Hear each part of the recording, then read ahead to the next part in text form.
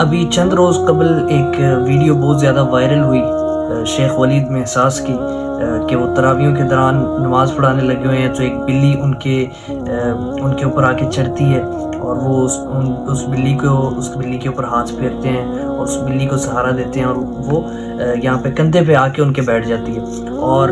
اس سب اسنا میں ان کی تلاوت میں کوئی جو ہے وہ خلل نہیں آتا، وہ اپنی تلاوت روکتے نہیں ہیں، ان کی تلاوت میں کوئی اونچ نیچ نہیں آتی، اسی طرح اپنے تسلسل کے ساتھ تلاوت اور قرات کرتے رہتے ہیں. تو یہ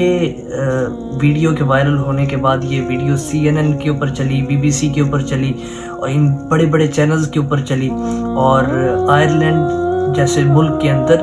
بطور نیوز اس کو چلایا گیا. غیر مسلم بہت زیادہ متاثر ہوئے اس ویڈیو سے کہ اسلام میں اور ایک داڑھی والا آدمی وہ جانوروں کے ساتھ، بلی کے ساتھ ایسا سلوک کرنے لگا ہوا ہے اور اس کو اتنا، اور وہ بالکل ایسے ان کے چہرے کے ساتھ لگی ہوئی ہے اور وہ یعنی ایک انتہائی قابل رشک جو ہے وہ عمل ہونے لگا ہوا تھا.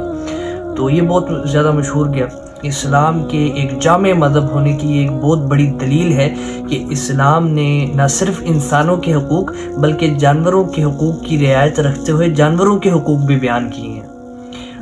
اور نہ صرف یہ کہ حقوق بیان کیے ہیں بلکہ بعض احادیث میں اور نصوص میں تو یہاں تک ملتا ہے کہ جانوروں کے ساتھ نرمی، شفقت اور رحمت والا سلوک کرنے کی وجہ سے اللہ رب العزت کی طرف سے رحمت اور اللہ رب العزت کی طرف سے بعض ایسے اسباب بن جاتے ہیں کہ اس کی وجہ سے مغفرت کے فیصلے ہو جاتے ہیں. جیسے کہ ایک مشہور قصہ ہے، ایک زانیہ عورت، کتنا قبیح جرم ہے زنا. زانیہ عورت کی اس نے دیکھا، گرمی کی شدت کا دن تھا، اس نے دیکھا کہ کنویں کے گرد ایک پیاسا کتا وہ اپنی زبان نکالے ہوئے تو کنویں کے گرد چکر لگانے لگا ہوا ہے. پیاس کی شدت کی وجہ سے اس کی زبان باہر نکلی ہوئی ہے. تو اس زانیہ عورت کو ترس آیا اور اس نے اپنی جوتی کے ساتھ اپنے چمڑے والے جوتے کو کنویں کے اندر ڈالا اور اس میں سے پانی نکال کر اس کتے کو پلایا. صرف اس عمل کی وجہ سے اللہ رب العزت نے اس کی بخشش کر دی، اس کی مغفرت کر دی. تو اسلام تو درس ہی امن کا دیتا ہے. اور اسلام، اگر آپ لفظ اسلام، سلام سے نکلا ہوا لفظ سلام، تو یہ اگر آپ گوگل کے اوپر سرچ کریں اور اس کے اوپر ریسرچ کریں تو لفظ اسلام ہی اس کا مطلب ہی امن، چین اور اطمینان کا ہے اور سلامتی کا ہے. تو یہ دین ہمیں سلامتی کی طرف کے لیے دعوت دیتا ہے اور اس کی وجہ سے بہت سے لوگ متاثر ہوئے، غیر مسلم بہت زیادہ متاثر ہوئے کہ اسلام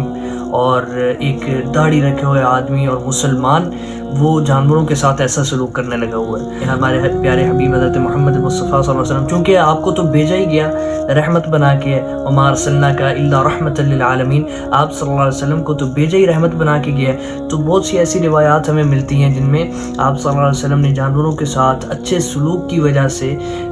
اچھے سلوک کو ایک بہت ہی اچھا عمل اور بہت ہی اجر و ثواب کا عمل بیان فرمایا ہے. چنانچہ رسول اللہ صلی اللہ علیہ وسلم فرماتے ہیں فی کل کبد رطبۃ اجر، ہر جگر رکھنے والے، تر جگر رکھنے والے جانور کو یا ہر تر جگر رکھنے والی چیز کو یعنی جاندار کو کھلانا پلانا یہ باعث ثواب ہے. اور جانوروں کو تکلیف دینے کی وجہ سے اللہ رب العزت کی طرف سے جو عذاب ہے، تو ایک حدیث میں حضور صلی اللہ علیہ وسلم فرماتے ہیں عذبت امرأة فی ہرۃ سجنتها حتی ماتت، ایک عورت کو عذاب دیا گیا صرف اس وجہ سے کہ اس نے بلی کو قید کیا تھا اور اس کے لیے جہنم کا فیصلہ کر دیا گیا. لا ہی اطعمتها وسقتها اذ حبستها، اس نے اسے کچھ کھلایا بھی نہیں پلایا بھی نہیں، یعنی اس کو قید کیا، اس کو کچھ کھلایا بھی نہیں کچھ پلایا بھی نہیں جب سے اس کو قید کر رکھا تھا. ولا ہی ترکتها تأکل من خشاش الارض، اور اس نے اس کو چھوڑا بھی نہیں کہ وہ حشرات الارض اور کیڑے مکوڑے کھا کے ہی کچھ اپنا گزارا کر لے. اس نے اس کو چھوڑا بھی نہیں، قید کر کے رکھا جس کی وجہ سے اس کی موت ہوئی. اللہ رب العزت نے اس عورت کو عذاب دیا. اس طرح اللہ رب العزت حقوق کے، اور یہ اسلام حقوق کا خیال رکھنے والا مذہب ہے. اور ایک اور روایت میں الخلق عیال اللہ فاحب الخلق الی اللہ من احسن الی عیالہ، یہ تمام کی تمام مخلوقات اللہ رب العزت کا کنبہ ہے اور اللہ رب العزت کے نزدیک سب سے محبوب وہ آدمی ہے جو اللہ رب العزت کے کنبے کے ساتھ اچھا سلوک کرے، جو لوگوں کے ساتھ، جو جانوروں کے ساتھ اور جو ذی روح کے ساتھ اچھا سلوک کریں۔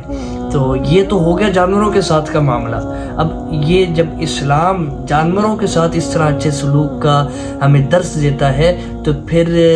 انسانوں کا کیا کہنا، کہ جانوروں کے ساتھ اتنا اچھا رہنا ہے تو انسانوں کے ساتھ تو پھر کیا ہی بات ہے۔ تو اللہ رب العزت مجھے اور آپ کو اسلام کی قدردانی کی توفیق عطا فرمائے، اور اسلام کو اللہ رب العزت آگے پھیلانے کی توفیق عطا فرمائے۔ وآخر دعوانا ان الحمدللہ رب العالمین۔